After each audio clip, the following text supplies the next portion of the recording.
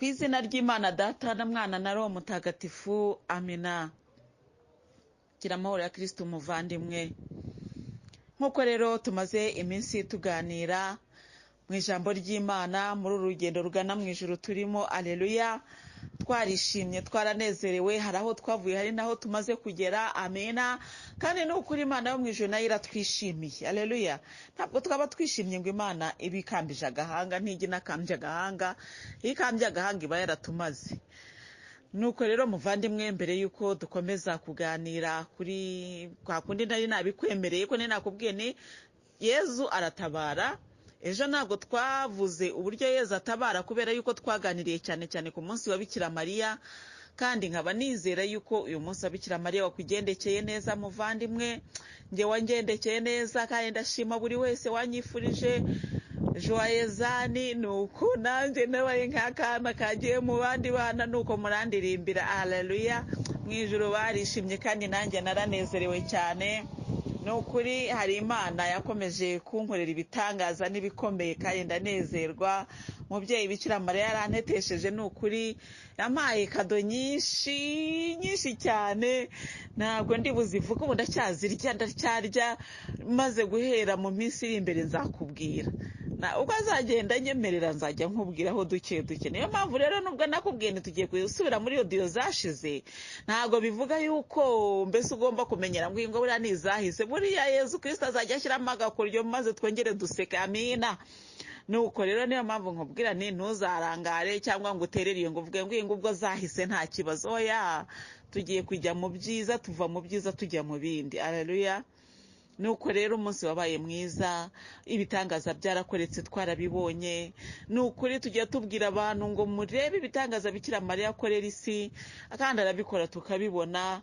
Nukuri guhera wenda muri iyi minsi zajya nkubwira bimwe mu bitangaza yakoze, nk'uko yambwiye kuzajya mbikubwira kimwe kuri kimwe uko nabibonye.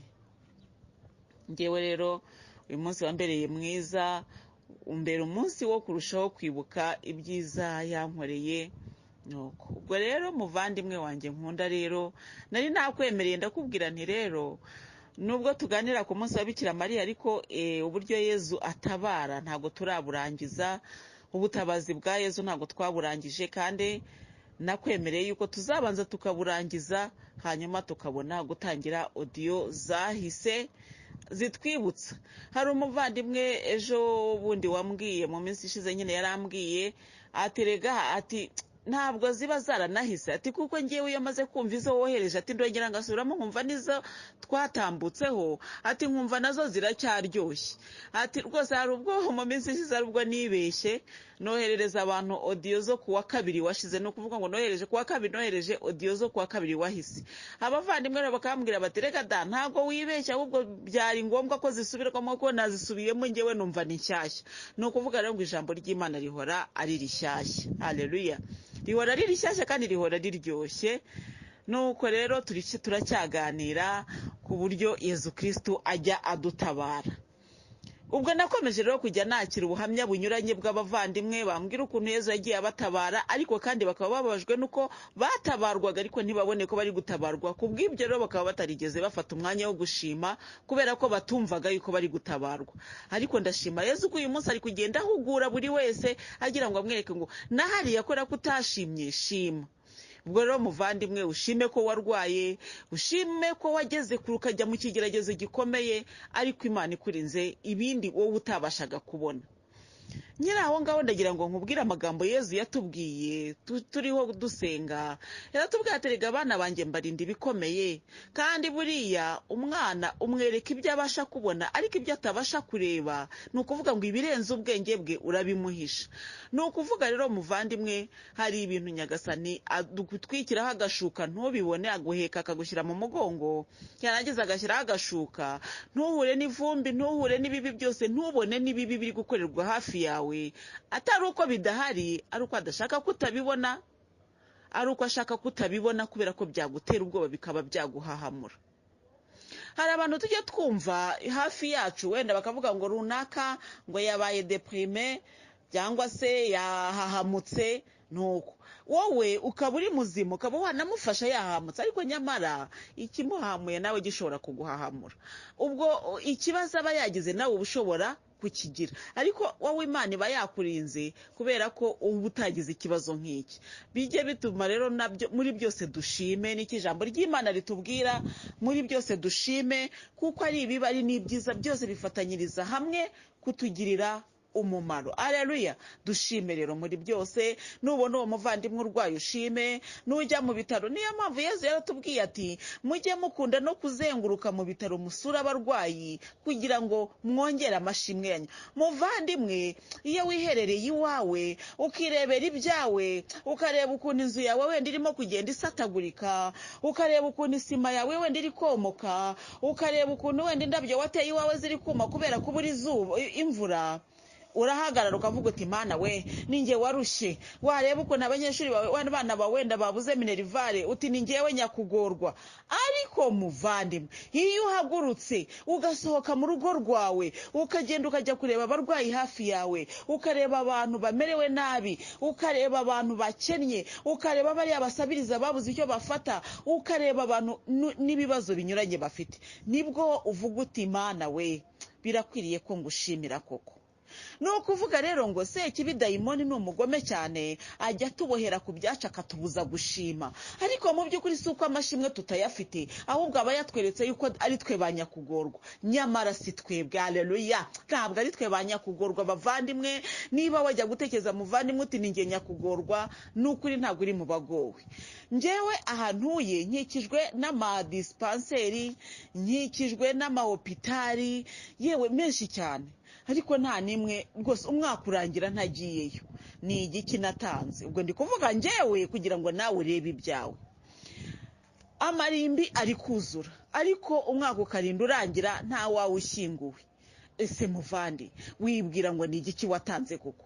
Kandi twarangiza ugasanga gushima byanze. Maze iminsi nakira ibyifuzo binyuranye, abantu bakambwira bati unsengere rwose ndarwaye, undi ati ndarwaje. Nkavuga ni ibingibi nabyo bikwiriye kuvaho yego. Ariko muvandimwe Yezu Kristo akambwira ati niba ariho nshaka kugushyira kugira ngo ndusheho kukwiyegereza, kuki utemera kuhajya? Mu buryo Yezu rero atwiyegereza ubwo nabwo burimo. Hari igihe akwiyegereza mu burwayi, hari igihe akwiyegereza mu rupfu, hari igihe akwiyegereza muri icyo kigeragezo. Nibyo tumazemo n'iminsi tuvuga ko ashobora kuguteza ikigeragezo kugira ngo akurinde icyago. Hari igihe rero aguteza icyo kigeragezo ariko kugira ngo akwiyegereze, akareba akavuga ati mu bihe bisanzwe uyu mwana wanjye kumubona birangoye, ariko reka mushyire mu kigeragezo. Wajya mu kigeragezo ariko ugasenga koko. Kandi buryo umuntu uri mu kigeragezo nk'uko maze iminsi mbivuga, arasenga, akamenya gusenga, akamenya. Banakubwira bati isengesho rya saa 9 niryo rikora ibitangaza, no kurura rikora. Bakubwira bati ni wurira igiti ukagera mu bushorishori ugahagarara harya kuri kakababi ka nyuma ugahamagara Imana nibwira ibwumve. Ni ukuri iyo ugeragejwe ujyayo urabishobora. Bakubwira bati nubasha gukama intare ukazana amata yayo nibwo rwose uri kurura yishaka ukayihiga ukayibona. Ariko ibihe byaba byatubanye byiza ugasanga twabuze n'akanya ko kujya gusenga. None se urabona akanya ko kujya gusenga gute? Ufite abashyitsi bamwe barasohoka abandi binjira, warashubijwe wenda bari kuza kuguha amafelicitation, wabona umwanya se wo kujya mu misa? Ukawubura. Umwanya se wo kurara mu masengesho uri buwubone? Ntabwo wawubona. Ariko waba uri mu kigeragezo ukabasha gusenga, ukabasha kujya gute? Hari ubwo rero Imana igitureka tugakubitwa n'icyo kigeragezo kugira ngo irusheho kuguma kutwiyegereza. Aleluya. Ubwo rero turakomeza rero tuganire bavandimwe. Hari igihe uburyo bwa gatandatu ari nabwo ndi burangirizeho, ni uburyo bw'uko Nyagasani ashobora kukwambika ikuzo uwagushakaga akagutinya. Aleluya. Nyagasani rero iyo agiye kugutabara aguhindurira ibihe. Niba ari ukuzamuka arakuzamura, niba ari ukumanuka arakumanura.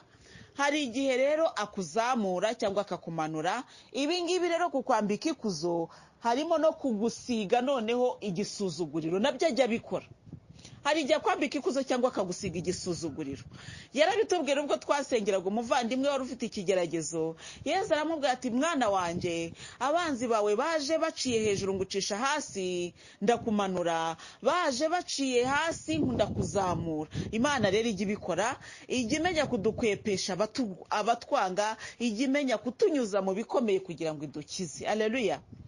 Imana ikakureba ikavuga iti rero mwana wanjye, nukomeza guhagarara muri ririya kuzo barakugirira nabi, noneho ikagucisha bugufi. Wa muntu rero ukajya kumva wa muntu ngo yakennye, mbese tuvuge ni umuntu wari ukomeye, abakomeye bakamuhigahiga. Kandi ubwo ndabivuga abantu benshi bakiyumva bakiyibuka. Muvandimwe yibuke kandi ushime. Ni ukuri hari igihe wari mu bakomeye, uri mu mubare w'abakomeye, abakomeye baraguhigahiga. Imana yo mu ijuru irakureba biravuga itoya, ntabwo bagushyikira, reka ngucishe bugufi. Ukagira gutya waba ucuruza ugahomba, ukagira gutya ibintu bikagushiraho, nuko ukagenda ugakubitwa. Wamara kugera hasi mu ivu, wa wundi wakurwanyaga yakora akavuga ati yewe uyu nguyu yewe ntacyo afite, nta nuko ameze, yewe ni mu mureko rwapfuye si ruto. Ugasanga cya kigeragezo kikuvuyeho kubera ko Imana yaguhishe mu ki? Imana yaguhishe mu kibazo, Imana yaguhishe mu bukene, Imana yaguhishe mu kugucisha bugufi. Hari igihe rero Imana igira gutya ikakuzamura, nabyo irabikora. Umuntu akaza akakwanga, akagutuka, akakuvuga, Imana yo mu ijuru yarangiza ikakuzamura. Ibyo byose rero ngenda bivuga nkajya numva byarambayeho. Noneho mu minsi ishize naganiriye na Yezu, ndivuga nawe kwese ngira ubutagatifu ko njya kwigisha nkivuga, aho nibazagira ngo ndi guhimba cyangwa nibazagira ngo ni ukwirata. Arambwira ati ibuka ibyo nakubwiye, kandi koko narabyibukaga. Arato ubwo nabazaga ngira ngo numve icyo ari kuvuga, ko Nyagasani Yezu ntago nakubwira ngo ahindura ijambo, ariko ajya ahindura akakubwira ati rero mwana wanjye, ejo twabigenje gutya, uyu munsi reka tubigenze gutya. Ajya abikora. Niyo mpamvu nanjye mbere yo kukwegera muvandimwe mbanza kujya kumubaza nituravuga iki, akambwira icyo ndi bukubwire. Nuko arambwira ati rero nakubwiye ko uzigisha ibyo wabonye, kandi nakweretse aho uzabibona, ni kuri wowe rero. Ubwo rero ujye utinyuka ubivuge, kuko nabiguhaye ari isomo ndi guha abandi. Nuko ubwo rero nkatinyuka kongera kukubwira ibyanjye, kandi koko hari abantu benshi cyane bari kumbwira bati inyigisho zawe ziradufasha, kuko iyo tubwiye ibyawe bituma tubona n'ibyacu. Haleluya. Icyo ni icya mbere. Ariko hari n'uwo mbwira ibye akumva nawe aranezerewe, akavuga ati burya Imana nta muntu ishyira hejuru y'abandi, abantu twese turareshya, ko iba yacishije bugufi uyu nguyu kandi wenda yitwa ngo arayikorera. Ni ukuvuga ngo ikomeza abantu mu buryo bunyuranye.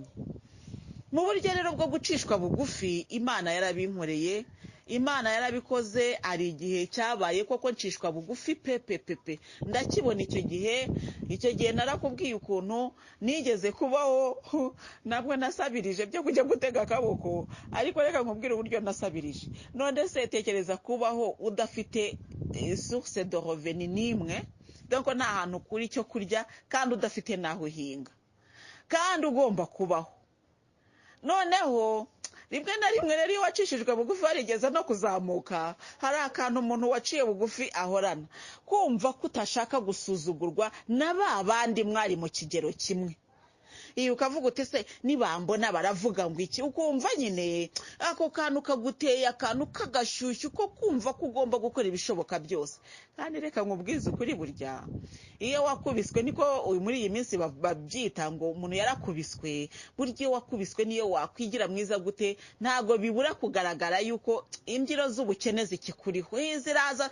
Niyo wakwambara costume uba warananutse, niyo waba utarananutse twatuvuta wisigaga twiza twagiraga uruhu kwa kundi ubutaki dufite, kaga parufe witeraga ubutaki kabona, niba ari agaporudu washyiraga mu mutwe, niba ari akagudi washyiragamo ubutaki bifite. Mbese muri make ntabwo buri nkovu z'ubukene ziba zikuriho. Ukubonye yarakuze icya gihe aravuga ati runaka nubwo yihagazeho bwose, ariko urabona ko nta kigenda. Ariko ubwo nabwo bugikanyakanya. Hari ahantu rero Imana ijya igushyira ukaba noneho no gukanyakanya bidashoboka, donc no kugerageza kwihagararaho nabyo bidashoboka. none se muvandi nkubwire nta tike ufite waburaye urashaka kumbwira yuko niba ugiye mu bukwe bw'abasirimu wenda bagutumye niba abandi mwabanaga kera uri bugende n'amaguru waburaye urashaka kumbwira ko uri bugere ugasa na wa wundi waje mu modoka ye kandi yari akaba asize ibiryo ku meza n'ibindi muri firigo zibyigana urashaka kumbwira ko muri buhuru ugasanga murasa ntabwo bishoboka none se muvandimwe we cyagiye wari ufite amikoro wisigaga amavuta meza ahenze ugakaraba agasabune kajyanye n'uruhu rwawe ubizi nuko umaze gucishwa bugufi bya bindi byose birabura utangira kujya wisiga igikotori cyangwa vaseline kugira ngo uruhu rwawe rudasatagurika ushaka kumbwira yuko nuhura n'umuvandimwe wawe ukuzi kera ukisiga mixa cyangwa se ya mavuta meza mbese ariho muri iki gihe mvuze mixa kubera ko ariyo nahereyeho kwisiga amavuta afatika icyo gihe ikigerwaho nuko barayima bati ngiye gushyingirwa wa marume nakubwiraga nyine wandeze arayima ati mwana wanjye atakira ati kugira ngo ujye wisiga amavuta meza nuko nkisiga mixa kandi nawe niyo yari yiguriye ariko yarayimpaye nuko nanjye ngenda rwose nshashagira nuko nkora ubukwe rwose nsa n'abandi bageni b'icyo gihe nuko noneho rero muvandimwe niba warabashaga kwisiga mixa icyo gihe yarahendaga nuko rero umuntu uzakubona uri kwisiga vaseline ntabwo muzaba musa kuko ariko ngewe njya mbwira abantu ndetse tujye twemera ku isi ifite ibyayo kandi biryoshye muvandi ntushake kumbwira umuntu ukaraba isabune ya gifura niko tuyita iyi ngiyi bameshesha nukaraba ka gasabune gahumura neza keza gafite nyine bandikaho bati kanoza uruhu ruracya mbese twatundi bakadushyiraho kuri icyo gipapuro we wajya kugura ukajya kugura isabune uguze ahangaha muri karitsiye hayindi bameshesha ntumbwire ngo uwo muntu muzaba musako ko ariko Imana nyine ikora ibitangaza hari abantu baba bameze gutya ariko bagakomeza gusa neza ibyo ntabwo ndi kubigaya ariko burya umuntu ufite wicaye mu mafaranga n'uwicaye mu bukene baratandukanye none se wari ufite costume cya gihe wayijyanaga muri dry cleaner wari ubishoboye uyu munsi ntushobora no kurungurukaho dry cleaner zubatse n'icyapa kirebayo ntukireba koko nta mafaranga ufite muvandimwe wanjye wari ufite siraje uyu munsi uri gusigaho vaseline ukayisiga ku nkweto kugira ngo inkweto ipfe kuyaga urashaka kumbwira yuko nugera mu bukwe uri busa na wa wundi waje mu modoka ye wambaye inkweto iyaga kubera ko iyaga kubera ariko iteye kandi yarayibuze amafaranga menshi ntabwo bihura ntabwo bikunda gusa Imana yo mu ijuru yo kabyara ntabwo ireba kuri ibyo kugira ngo iduhe ijuru Imana yo mu ijuru yo ifite uko ireba nuko rero nakubwiraga rero kuri ba bandi mwahuraga kirya gihe umuntu akaba kuriho arashaka kukwirukanisha ku kazi cyangwa arashaka kuguhimukira no mu rugo mbese hari abantu burya hari abantu bahemuka bakajya no mu ngo z'abantu yashaka kuguhemukira rero agasanga yakureba agasanga umusatsi waracuramye utuvuta reka data uruhu rwarakanyaraye warabaye umukara buriya rero amavuta burya no kurya neza bajya batubwira ngo abaganga b'uruhu arakubwira ati burya icyo wariye kijya no ku ruhu buriya rero iyo wariye ibijumba ukarenzaho ibishyimbo ukarenzaho amazi y'umugezi ndetse rimwe na rimwe amazi y'ibirohwa ntabwo byoroshye kugira ngo uzase na wa wundi wariye mayoneze yarangiza agashyiramo agasalade yarangiza agashyiraho twa tundi twose turyoshye agashyiraho inyama z'ubwoko butatu cyangwa bune cyangwa butanu burya ntabwo muzaba musa uko intungamubiri mwariye zitasa ni nako no ku ruhu burya bizaba bitameze kimwe nuko ubwo rero uwo muntu yakubona warabaye gutyo wenda wari umufitiye nk'ideni cyangwa se wenda wari ufitanye nawe urubanza akavuga atumva rero runaka ukuntu namubonye yabaye yewe uriya no gutega ko yakwishyura rwose ni uguta igihe runaka ukuntu namubonye yabaye uriya no kuvuga ngo hari icyo wamutegaho yewe ni ukwitesha igihe yewe nimumureke urwapfuye narwo si ruto nuko ukaburetswe gutyo kandi Imana yo mu ijuru igutabaye ubwo niba igutabaye wenda ni ideni wagombaga kwishyura wararibuze Imana ikagucisha hasi kugira ngo ugushaka asange bitagushobokeye noneho rero akureke muvandimwe icyo ndakubwiraga nuko iyi Imana ishaka igushaka iraguhombya cyangwa se ikaguha kunguka bitewe na gahunda igufiteho, bitewe n'ikigeragezo ishaka kukuvanaho, bitewe n'icyo ibona kikwirukanseho. Aleluya. Umva, reka nkubwire muvandimwe, hari igihe Nyagasani areba agasanga ikikwirutseho kiri bugushyikire n'ujya mu bukene akakuzamura, nicyo navugaga. Kandi hari igihe areba agasanga nuhagarara mu bukire ikikwirutseho kiri bugushyikire akagushyira mu bukene. Ubwo rero aho hose Nyagasani Imana ajya hatabarira. Mu gutabara rero Nyagasani hari n'igihe areka umuntu ahomba, akavuga ati rero nuko ari ibi bintu bikakuzamura sinzongera kukubona, akaguhombya. Byose ajya abikora. Yaratubwiye ngo aho kugira ngo nguhombe ngo nzaguhombya. Aleluya. Ni ukuvuga ngo Imana yo mu ijuru irabishoboye, ni ukuvuga ngo Imana yo mu ijuru ibyo ngibyo irabikora, ikaguhombya aho kuguhomba. Aleluya. Ikagushyira hasi. Muvandimwe, ndagira ngo nkubwire ngo ikintu cyitwa kujya hasi abantu benshi ntabwo bajya bacyakira, abantu benshi ntabwo bajya bakikiriza. Ikintu cyitwa gukubitwa hasi, buriya rero kuzamuka ntabwo abantu bibananira. Njya mbwira abantu, Nyagasani akurindiye mu bukire, ninde wananirwa kuharindirwa mbese? Erega nawe bitabera nta n'uwo bitaryohera. Burya abantu bibabihira iyo byagiye mu bukene. Kurindirwa mu bukene biravuna cyane, kurindirwa mu bukene biragoye cyane.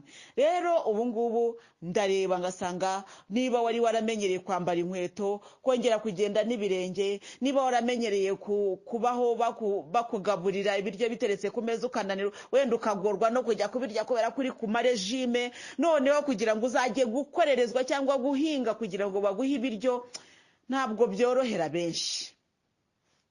Ntabwo byorohera benshi. Ni nayo mpamvu Yobu igihe yamaze gukubitwa hasi, abantu bitwaga ngo ni inshuti ze bazaga ni nko kumukwena, ni nko kumunyega, ni nko kumuvugiraho, kuko babaga batumva impamvu Imana yamugize gutyo. Abantu benshi rero bazi ko ngo gukubitwa hasi ngo ari akaga, ndetse banakureba warakubiswe hasi ngo iyi nguri guhongerera ibyaha wakoze. Ariko muvandimwe, tega amatwi nkubwire, hari igihe Imana yo mu ijuru, aleluya, hari igihe Imana yo mu ijuru igirindira abantu mu gucishwa bugufi. Hari igihe irabikora, aleluya, irabikora. Imana ikakurindira mu gucishwa bugufi, Imana ikagushyira hasi kugira ngo icyagombaga kuguhitana kitambuke. Yezu yarambwiye ati mwana wanjye, aho nguteretse ujye uhahagarara, kandi uhahagarare utegereze igihe ndi bugarukire.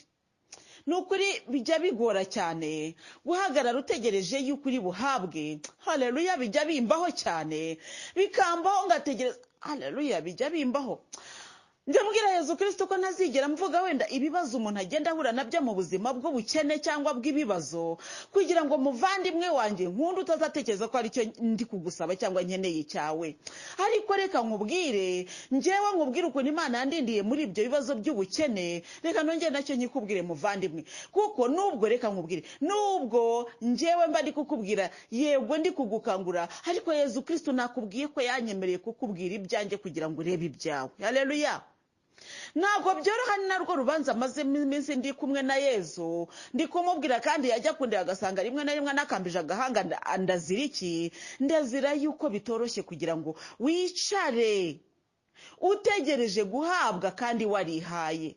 Warakoraga ukagira icyo winjiza mu rugo, noneho ukagera ahantu wicara utegereje ko runaka aza kwibuka ko hari icyo ukeneye akaguha. Ntabwo byoroshye muvandi, ntabwo byoroshye. Ndabikubwira ngo ntabwo byoroshye. Uyu munsi Yezu naho ngaho aba yandindiye, simpagaya. Ntabwo ndi kukubwira ngo none muvandimwe ngo ndapfuye, oya, ntabwo ndi kugutakira, ariko ndi kukubwira ko bibaho. Bibaho ko Nyagasani akurindira mu bukene, bibaho ko Nyagasani akurindirwa mu gucishwa bugufi. Kandi iyo ucishijwe bugufi muvandimwe, umuntu wese akwibazaho, umuntu wese agutekerezaho, umuntu wese aragupanga, akagupangira n'ibitariho, umuntu wese akakwibazaho n'ibitariho. Utekereze, njyewe ikintu kijya kingora cyane mu bintu byose njya mbwira Yezu Kristo, ni warankokoye ndabyakira, ariko hari aho ntaragera neza. Kuba nari mfite imodoka yanjye bwite, nkavuga ni nakije imodoka ndagiye, bugacya mu gitondo ya modoka ikabiragiye, yamara kugenda nkajya kuri moto cyangwa se no ku igare cyangwa se no kujya. Yezu Kristo ajya ducisha bugufi nkabyemera, ariko hari ahantu hagera nkavuga ntoya nanga Nyagasani warakabije. Hano mu Rwanda rero dufite amabisi bagenda bafashe hejuru, nuvuga ngo uricara ariko imyanya yo kwicara yashira ugahagarara ugafata ku cyuma kiri hejuru. Bisi rero nyitege, aho nari ngiye gusura umuvandimwe dusenga n'urwaye rwose ndayitega. Ndagenda ngeze mu nzira bisi irananira, numva ahubwo ngize ikintu kimeze nk'isereri, numva ngiye kwikubita hasi kubera ko nari mpagaze nyine ari bibi pe. Noneho mpagaze muri iyo modoka ndavuga numva rero Nyagasani, n'aba bahagaze n'abantu, singiye kuvuga ngo kuki wemeye ko mpagarara muri aba bantu kuko nabo n'abantu n'abavandimwe banjye. Ariko noneho nkubwire, buri wese na background ye, buri wese na past, ntabwo njyewe pase yanjye, ntabwo abo bose rero kubabaza ngo we pase yawe ni iyihe ngo kugira ngo oya. Namubwiye ni Nyagasani, ningusaba ntabwo ndabambujije n'aba ngaba kurindwa, ariko ndakwinginze mbabarira, umbabarira ahantu sinzongere kuhagaruka kuko ndumva binanije cyane. Ntabwo ndi kubona ukuntu nagenda manitse amaboko mpagaze rwose ngo numva nyine birambabaje cyane. Ariko kandi nta bundi buryo bundi bwo kugenda mu yindi modoka nari mfite. Mwumva rero kandi muvandimwe, nubwo ndibikubwira gutyo, ntago mbikubwira ko naziteze mbere yuko wenda ntangira gukora audio, kuko wowe wamenyeye muri audio ukavuga uti uyu muntu wenda hari mbere ya audio ntabwo ari umukozi w'Imana, mu ngiye ndi kumwumva muri audio rwose nibwo ari umukozi w'Imana. Reka da, namye ndiwe, nubwo ngubwo ibyo byose byagiye bimbaho ndi muri urwo rwego. Ariko ndagira ngo nkubwire ngo nubwo bimeze gutyo, ntago Imana itinya kunshyira aho ngaho nkubwire. Ndetse igihe kimwe ndagenda ngiye muri iyo kimodoka, nicara nabo urugi rufungutse rurankanda intoki, kandi ariko Yezu Kristo ngamugana, ariko rero Nyagasani, nubwo ndi gupfira muri iki kimodoka nukuri aha siho hakagombye kuba hanje. Nari muvandimwe, ntabwo biryoshye mu minsi ishize hari umuvandimwe twahuye, arambwira ati umva rero nkubwire muvandi, ati najyaga numva bakuvuga, ati sinarizi ko ari wowe. Twari duhuye nyine bamubwiye bati dore Louise udukora za audio. Araza arandeba, ati ubwo se, ati ni wowe koko? Ati reka nkubwire, ati ubu ndahirwa kuba nkubonye, ati ubu ndahirwa, ati amaso yanjye abonye Louise koko, ati Louise koko, akampobera. Arangije arambwira ati umva rero, ati abigisha bose narababwiye ngo barahimba, ati njye nabonye ko umuntu uvuga ukuri ari umwe, ati ni nyirabyo wowe ubwawe uravuga nkumva nibyo, ati kandi njye inyigisho zawe zaramfashe. Nuko ubwo rero muvandimwe, icyo nakubwiraga niki, nubwo mvuye muri icyo kimodoka kimeze gutyo, niba bibuze ko hari abantu wenda bari buze kumbona bakavuga bati dore umukozi w'Imana. Ariko umukozi w'Imana avuye hehe muri iryo vumbi, muri uko gusuzugurwa, muri ako kababaro? Noneho njyewe ubwo ndi kubwira abantu Yezu Kristo ajya arindira mu gucishwa bugufi, niwe ndi kwibwirira. Niba wowe ukiri hejuru, ntugire ngo ubwo ngo ndi kwirata cyangwa se ngo ndi kubabaza cyangwa ngo ni ukwikuza. Oya, ndagira ngo nkubwire ngo muvandimwe, niba ukigira amahirwe yo kuba ukicaye ku ntebe, ntutekereze ko abicajwe hasi hari icyaha turimo. Oya, ntacyo. Buriya iby'isi ngo ni gatebe gatoki, wenda dushobora kuzagira gutya ukabona muvandimwe urahagurukijwe ndicaye, nawe ukajyaho nari nicaye. Ntabwo ari byo ndi kwifuza. Iyo ndi kwigisha rero ntabwo ngiye bari kuvuga ngo birakakubaho. Oya, ariko niba ariho Nyagasani ashaka kukurindira, nukuri uragahura na Yezu Kristo abigukorere. Nanjye ntabwo byanshimishije, nubwo ndabikubwira yego nagerageje kwishyira mu mutuzo, ariko ntabwo biba biryoshye, muvandimwe. Ariko reka nkubwire n'ikindi kintu Nyagasani Yezu yankoreye, kugira ngo umenye ko ntakubeshya. Hari igihe cyageze ya modoka ndayiparika. Haleluya, ibyo byambayeho cyane, kandi ibyo nkubwira ni ukuri, ni ibyabaye, ntabwo ndi guhimba. Narayiparitse njya ahacecekerwa, namaze umwaka wose ntakandagira mu modoka, kubera ko aho nabaga nta modoka yahabaga, nta n'imodoka yahageraga, Imana yabishatse. Nuko rero igihe cyakurikiyeho, nuko nagiye mu modoka, padiri yamaherifuta arambwira ati ngwino ngujyane. Ngiye mu modoka ngira isereri, natwagiye ahantu hatoya, ariko yarenzaho nk'ikilometero kimwe, ariko mubwa nicyo reka mbanze mve mu modoka njye kubanza gufata akayaga. Kandi gufata akayaga ubwo nanze kubivuga wenda mu ndimi zacu zisanzwe kugira ngo ntagutera kakari, ariko nawe urabyumva iyo umuntu yagiye mu modoka uko biba bimeze. Wenda umuvandimwe ushobora kuba wenda wihorera mu modoka, ukaba utibuka cya gihe kera uko byajyaga bigenda. Wajyaga mu modoka kera, byatumagaho wajya mu modoka ukabona abantu bose bari kwiruka, ukabona ibintu byose biri kwirukanka, nuko ugahita utangira kugira isereri, ugatangira kugira gute, gukora bya bindi. Nuko rero muvandimwe, ibyo byambayeho rero. Tekereza, ariko Yezu Kristo ntavuga nti mwami wanjye ni ukuri utakuza azagira ngo uramenyerwa. Ntabwo amenyerwa. Nuko rero mu kuva hacekekerwa navuye, mbese ubwo no kuvuga ngo navuye mu modoka njya kwicazwaho ntashobora kongera gukandagira mu modoka. Nuko rero mvuye aho nshobora kongera mvuyeyo nagiye noneho kuri moto. Ubu uyu munsi rero muvandimwe nkubwira ni moto ziri kunyipimapima, ntabwo ni ukuri mba ndi kukubeshya, ziranyipimapima. Ni yeje yari inkubise mu ikamyo, nkabwira Yezu Kristo nariko aya makuru uri kuyareba. Mbese agisida za moto ziba ari nyinshi pe, ziba ari nyinshi, ugasanga kandi nta bundi buryo bwo gutaha umuntu yabona. Nkamugana Nyagasani sinarara aho nagiye, sinareka kugenda ngo nta buryo bwo kugenda, ni ukuvuga ngo ngenda mu buryo ubwo ngubwo. Noneho Yezu Kristo ndamwegera, ariko Nyagasani nubi iyi moto ko yarinduye mu modoka ntiri kubibona. Arambwira ati nibe nawe, ati niyo ngiyo urayifite, ati hari abandi bari kugenda n'amaguru, ni nayo ngiye sinshobora kuyagendesha. Nariko rero no kuvuga muri make muvandimwe, ibyo byose bibaho kuko nanjye aho hantu yari yarandindiye atyo. Nukuri nagendaga n'amaguru, n'ibiro byari byaratakaye, naho nagendaga n'amaguru. Aho nakubwiye imodoka zitageraga, suko nta modoka zageraga, ubwo nuko nta bushobozi nari mfite bwo kuba najya mu modoka. Haleluya, ucyumve. Noneho rero muvandimwe, ibyo ngibyo mbikubwira nkubwira nti Nyagasani Imana ajya turindira mu gucishwa bugufi, kandi yaducishije bugufi abagiye no kudukuza. Kandi ngewe ndamubwira ni ngewe icyo nshaka si ukumanikwa muri ibyo byubahiro by'isi, nukuri ntacyo bimaze. Icyo ngewe numva nshaka ni ugutunganira Imana, ngakomeza kubaha Imana ndeba. Nuko rero muvandimwe nakubwiraga ku kintu cyitwa kurindwa n'Imana ikurindiye mu bukene. Hari igihe rero Imana yo mu ijuru ikurindira mu bukire, niyo mpamvu ubukire bwo sindi bunabutindemo, kuko ubukire ninde wananirwa mu bukire. Imana ikubwira iti mwana wanjye ngiye kukubakira etaje, ngiye kukuzamura mwana wanjye, ngiye kuguha n'ibindi, ninde byananira? Ngiye kukuvana mu bukode mwana wanjye maze nkubakira inzu, ninde wabihirwa n'icyo kintu? Ngiye kukuvana kuri moto, ngiye kukuvana ku igare mwana wanjye maze nguhe imodoka, ninde wabihirwa n'icyo ngicyo? Niyo mpamvu ubukire ntari bubutindeho cyane, ntabwo ndi bubutindeho abakire. Ndetse na Bibiliya iravuga, ikavuga igihe Yobu yamaze mu bukene ahangayitse, ariko iyo bavuga mu gihe cy'ubukire bwa Yobu ntabwo bagitindaho, ngo Yobu yabayeho, ngo nuko byose biragaruka, ngo nuko ngo abakobwa, ngo arongera agira abakobwa beza, nuko mbese bimara igihe gitoya. Ibiri mu bukire biba ari iby'igihe gitoya, mbese no kubivuga biragwa, kuko kubibamo nibyo, ngo kubibamo nibyo biba bikomeye. Ntabwo rero kuba mu bukene no mu bukire ari kimwe. Ni ukuri umuntu uba mu bukene arakomereka, arababara. Ko mbikubwira gutyo muvandi, ntakubwira agahinda nahuriyemo k'abantu bagutuka. Umuntu ugasanga akunyuza yaguteye icyondo n'imodoka, kandi ntagarengwa akubwire ngo mbabara kuko abona ntacyo uri cyo. Kutavuga se amagambo aherekeza ibyo bintu, ikintu cyitwa gusuzugurwa Yezu Kristo yakimpayeho je gute, ariko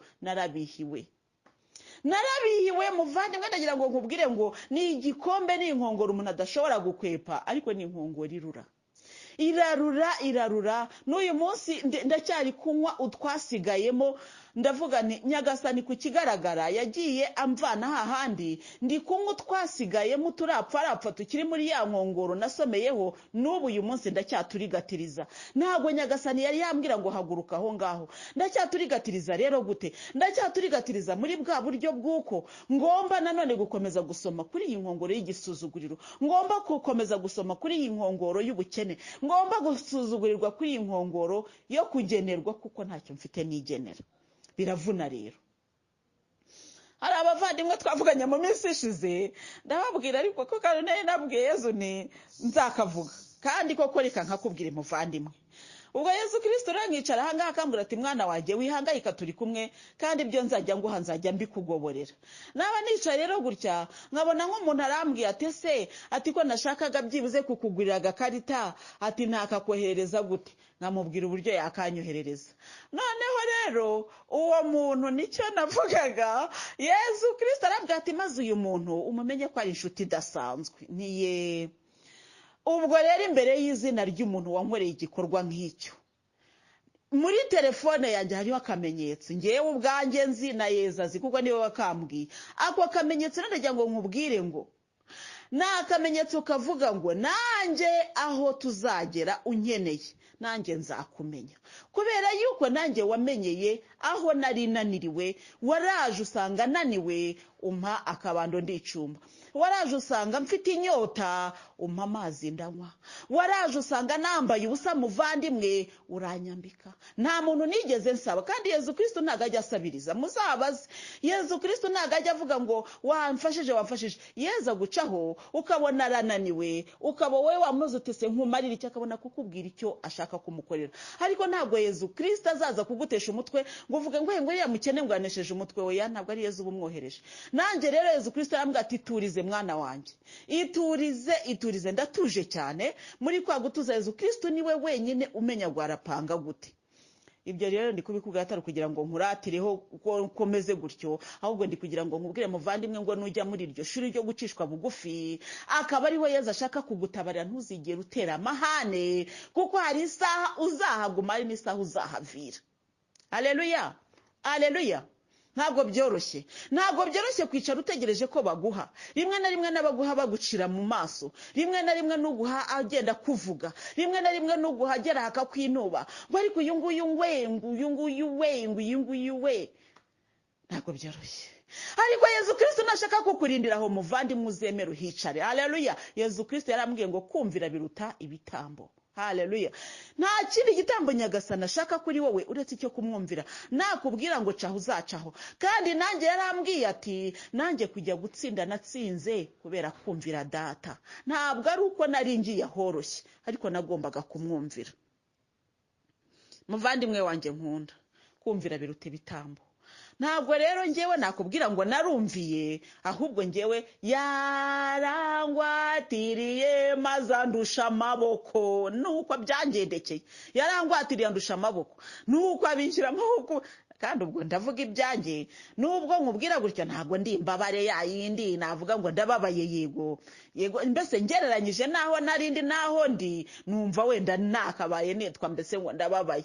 Ariko nanone inyuma yanjye hari abantu bababaye ku buryo nanjye icyo mpaye muvandimwe ntabwo nshobora kukirya njyenyine, nkiriye njyenyine nte. Hari n'igihe njya gushyira mu mufuka Yezu akambwira ati ariko uzi ko utwo ngutwo ari utwo nguhaye nti, ati icyo mpera nanjye abanjye nkaha n'abandi. Haleluya.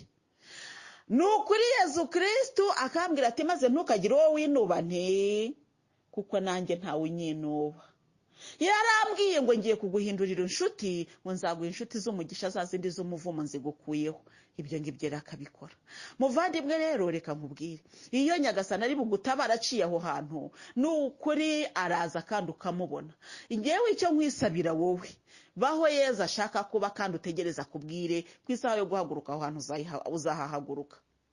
Arambwira ati rero hari amasezerano menshi yampaye. Burya Yezu Kristo yakwicaje rero aranakuganiriza muvandimwe, ntabwo akwicaza ngo narangiza gute ngo ajye kure yawe ngo avuge ngo ngo ngaho irwarize. Oya, umukene ni umuntu ukomeye muri iyi si. Umukene nushaka ujya umureba umwubahe cyane, kuko hari igihe azicara ku ntebe nawe akavuga, nawe azavuga nka kwa kundi kwa Lazaro w'umukene n'umukungu, ukuntu umukungu aho yarari n'umukene aho yarari, Lazaro aho yarari.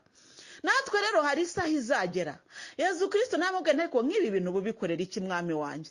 Arambwira ngo nagira ngo uzicare ku ntebe y'umukene mu ijuru, kuko ni intebe inepa, ni intebe nziza cyane iremereye cyane. Ati numvaga nshaka kuzicaraho, kandi kugira ngo uzicare nuko uzaba waciye muri ubwo bukene. Nuko ndabyemera. Cyakora ndamushima, ntabwo yamneje wenda kurwara amavunja, ariko Yobu we yararwaye agera naho kwishimisha urujyo.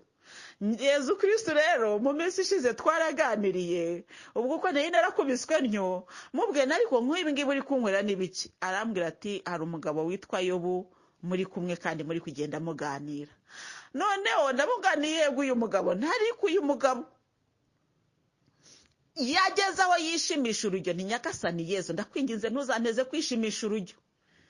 Ati humura turi kumwe kandi ndakurinze, atari ko aho nshaka kuca hose uzahaca.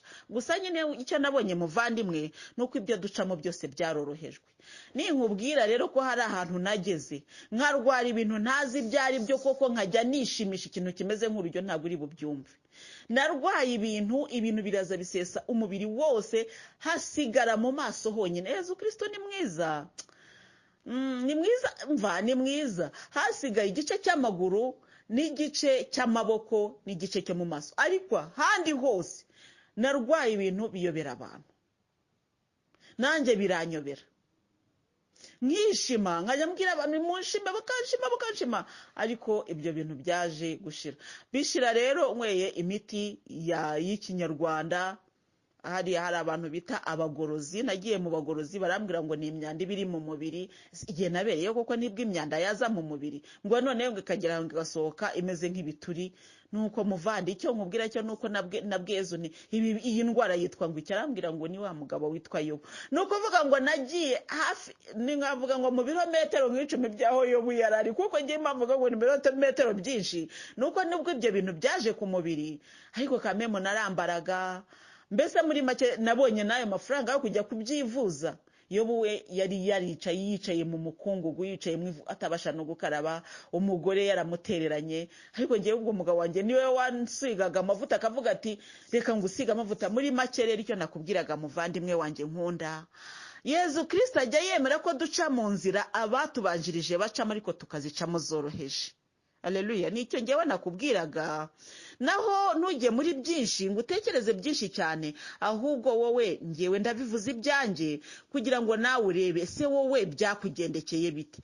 Ngewe nubwo mbivuga mba mvuga utwanjye, ariko nawe ufite utwawe. Utwa twawe rero nitukubera impamvu yo gushima Imana. Haleluya. Ngewe mba mbikubwira mvuga nti wenda bikubera impamvu yo gushima. Kurindirwa mu bukire rero ntabwo ibyo ngibyo bijya bigorana. Reka muri yodi ikurikiyeho tuvuge icyo kurindirwa mu bukire. Kurindirwa mu bukire rero impamvu nakubwiye ntabwo turi bubitindeho cyane, nuko iyo umuntu arindiwe mu bukire abasha kwitwara nk'umukire koko. Erega gukira ntawe binanira.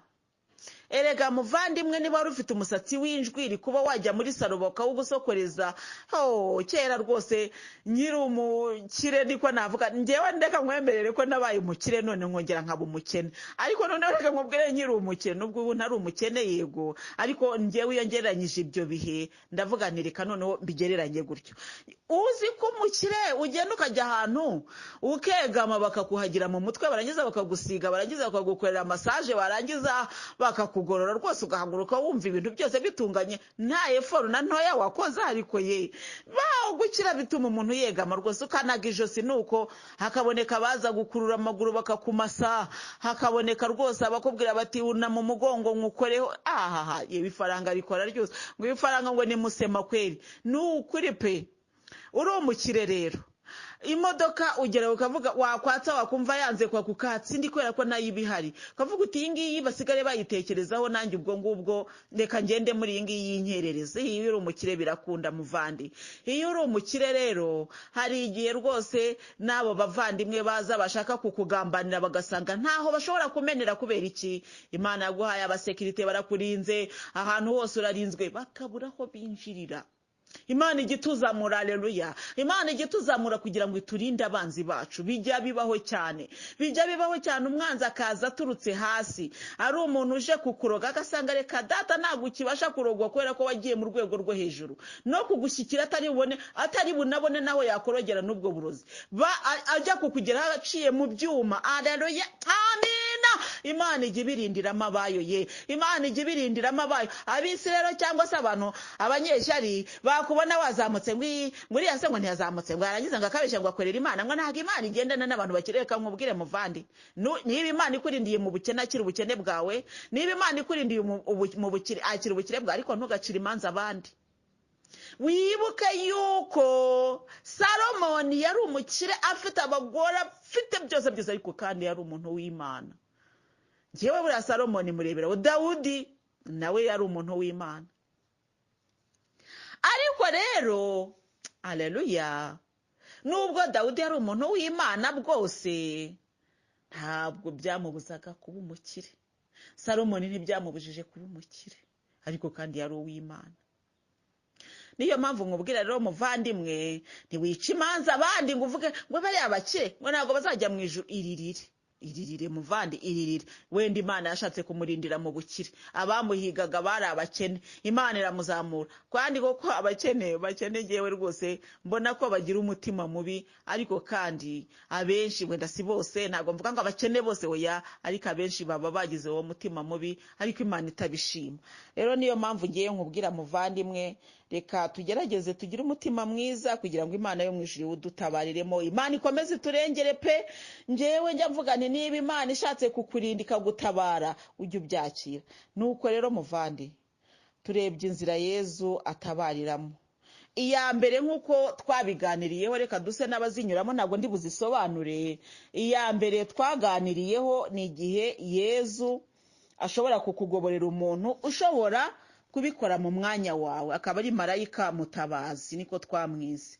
Indi nzira Nyagasani ashobora kugutabariramo cyangwa uburyo Yezu ashobora kugutabaramo ni ugukuraho burundu icyari kigutsikamiye, nk'uko yakuriyeho Daniyeli, nk'uko yakuriyeho Dawudi igihe yicaga Goriyati akabavuyeho, nk'uko yakuriyeho na Hamani ibibembe, niko Imana ishobora kugukuriraho icyari kigutsikamiye kikagenda burundu kandi ntuzongere no kukibuka ukundi.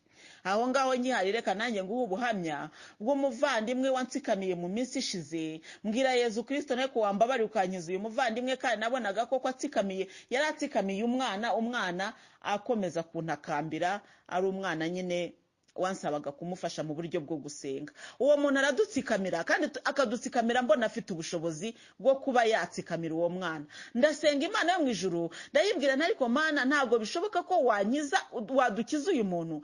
Imana yo mu ijuru yo kabyara yo gahoraho iteka ryose, amina, imugira gutya muhaviza wa muntu ajya kwiturira muri Canada, nuko ava mu gihugu cy'u Rwanda arigendera. Ubwo ni ukuvuga ngo uwo mwana yabaye atagitsikamiwe, kuko icyamutsikamiraga cyagiye burundu. Ni ukuvuga ngo uwamutsikamiraga rero ashobora kugenda neza cyangwa naba ariko akava aho ngaho. Ni icyo ngicyo nkubwira.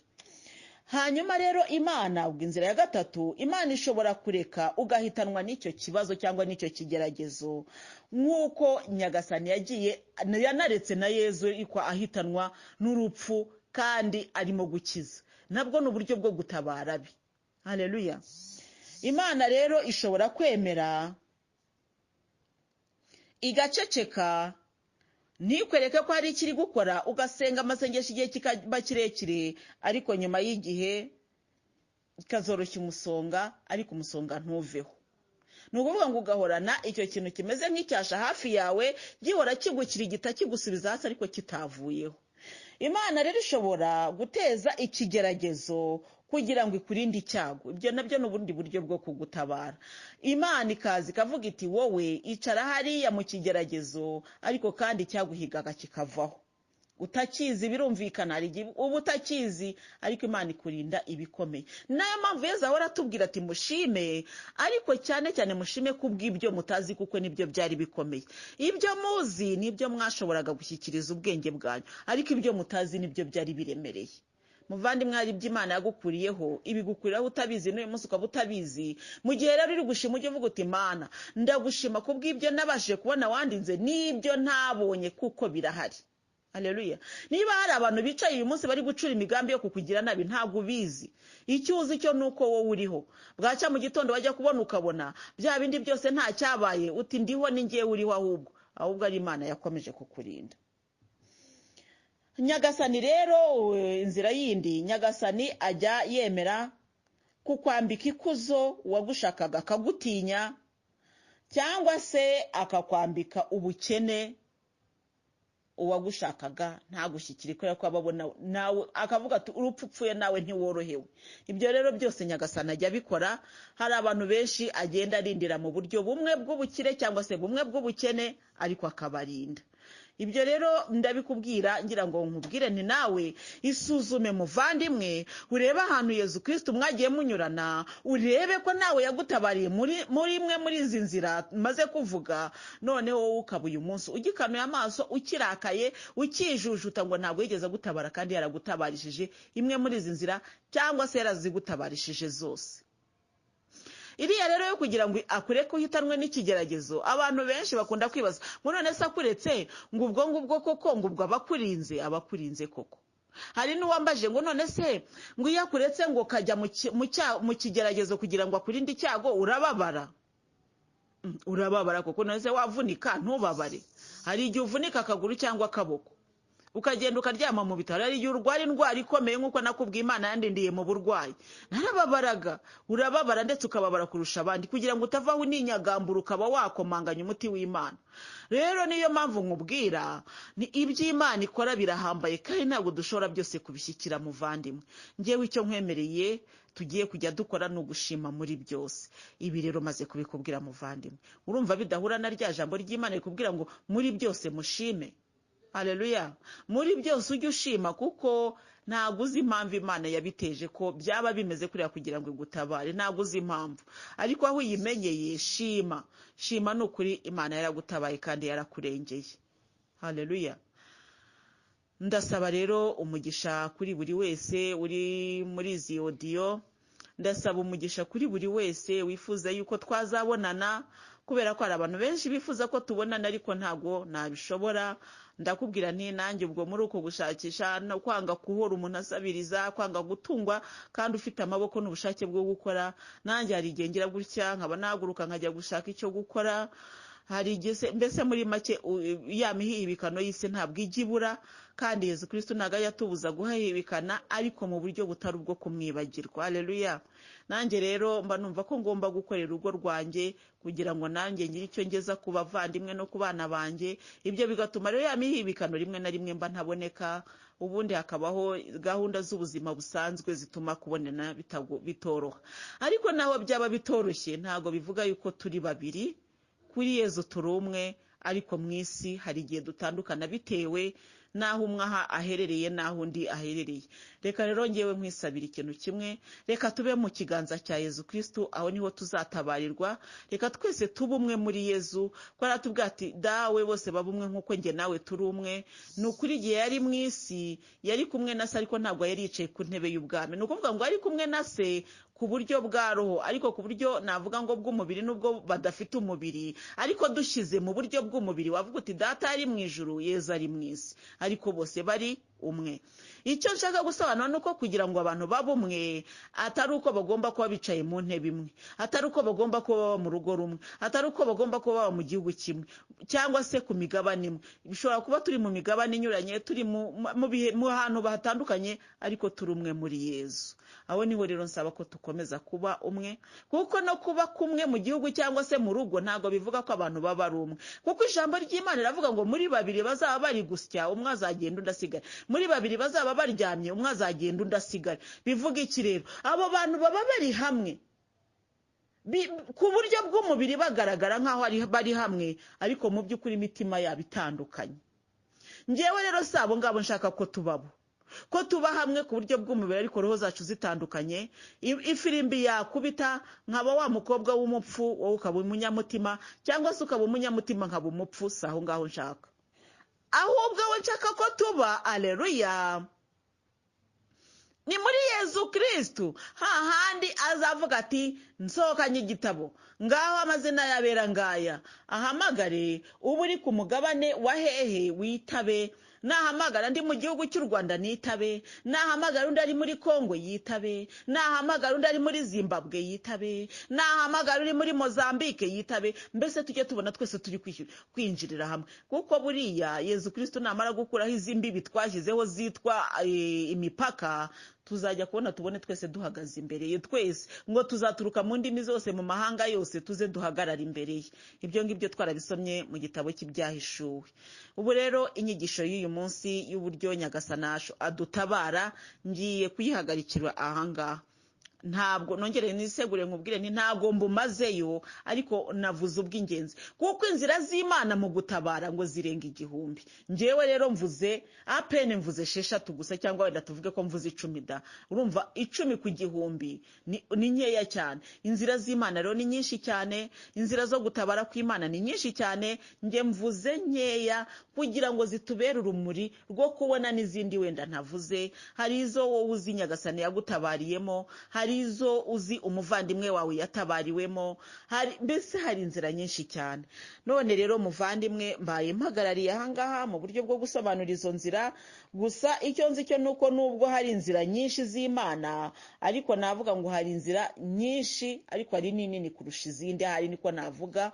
Izi ngizi rero ziratumurikira kugira ngo tuze kumenya aho Imana ica. Ni ukuvuga ngo tumaze kumenya ko ishobora kugutabara mu bibi, donc mu buryo twe twita bubi, cyangwa se mu buryo twita ngo ni bwiza. Ariko njyewe icyo nitsitsagaho cyane ngusobanurira, nakwerekaga cyane cyane uburyo twebwe twita bubi, kuko nibwo abantu benshi bananirwa kwakira. Babona umuntu akorera Imana ariko yarakubiswe, wenda ari gusabiriza n'iyo tike, cyangwa se adafite nuko agenda ari kuzenguruka umujyi wose n'amaguru, cyangwa se yambaye imyambaro icitse ngo buriya ngo ntabeshya ngo akorera Imana. Gusa yaba akorera Imana akaba ameze kuriya, ntabwo Imana irindira mu modoka gusa, ntabwo Imana irindira mu nzu zawe gusa. Imana hari n'ubwo iguteza igihombo bakagutereza cyamunara, ariko ari Imana iri mu ruhande rwawe. Ibyo bijya bibaho cyane, ikurinze ibyo wowe utazi. Njyewe iyo umuntu aje kuntakira ambwira ati ndapfuye, ndamubwira ubwo niho Nyagasani ashaka kukurindira muri urwo rupfu. Yo itarimanye umwana wayo w'ikinege, kuki se we watekereza ko yakurinda urupfu kandi we ndibona ko ari rwo ugomba gutabarirwamo? Erega tujya dutekereza ko urupfu atari inzira yo gutabarwa, ariko ni inzira yo gutabarwa. Njyewe njya mbona ukuntu hari abantu babagaho ugasanga ari umuntu wazengereje umusozi wose. Abo ngabo iwacu njyewe nakuze mbabona, akaba agira gutya akicara, yavuga ati njyewe runaka simukunze, agahaguruka akamwadukira agakubita, kandi ukabona nta muntu n'umwe ufite no kumuba yamucecekesha, kubera ko babaga ari abantu bita ibihanyaswa, babandi bitaga mbese abantu bagoye ku musozi. Burya abo bantu babaho, akanywa inzoga, akanywa itabi, yarangiza akamera nk'umusazi, ukajya umuhunga uvuga uti ankozeho napfa, yaguhamagara ukitaba bwangu kugira ngo atakwirenza. Wajya kumva inkuru iraje ngo wa muntu yapfuye, ni ukuvuga ngo urupfu rukaba rwatabaye abantu mu buryo bwo gutwara uwo muntu. Ibyo bintu bijya bibaho, kandi ndabivuga nawe ukibuka uw'iwanyu, cyangwa se aho wakuriye, cyangwa se aho wumvise hari abantu uzi bagiye bamera gutya, ariko Imana ikagira gutya ikabavanaho, ikorohereza umusonga abasigaye. Urupfu rero hari n'igihe rutabara natwe ubwacu. Tuvuga ukaba ufite indwara ikubabaza cyane, noneho rimwe na rimwe ugasanga turi kuvuga ngo Mana ngo mukuremo umwuka ruhuke, sibyo? Ni inzira yo gutabarwa rero. Hari n'igihe Yezu Kristo ajyaza turi gusengera nk'umuntu urwaye kanseri, akavuga ati, cyangwa se n'indi ndwara, akavuga ati uyu ngiye kumukiza kandi ntazongera kumva ububabare burundu. Twe tukibwira ko agiye kubikura, kuko ashobora kugira gutya akabikuraho cya kintu cyari kimutsikamiye kikavaho. Ibyo twabibonye. Ariko ashobora no gutegeka wa muntu agapfa, akaruhukira mu rupfu, kuko narwo ari indi nzira yo kuruhukiramo. Ubwo rero niho handi twavugaga guhitanwa, kwemera ko uhitanwa n'icyo cyari kigutsikamiye. Muvandimwe wanjye nkunda rero, ndizera yuko wumvise byinshi muri izi nyigisho, kandi ndizera ko wungutse byinshi. None rero ndasaba umugisha kugira ngo Yezu igihe atarashima ko tubonana dukomeze tumutegererezaho. Yezu umunsi atarashima ko tuvugana dukomeze tumutegererezaho, mbese dukomeze dutegereze ko azaza mu ikuzo, hanyuma tukabona uko ameze by'ukuri.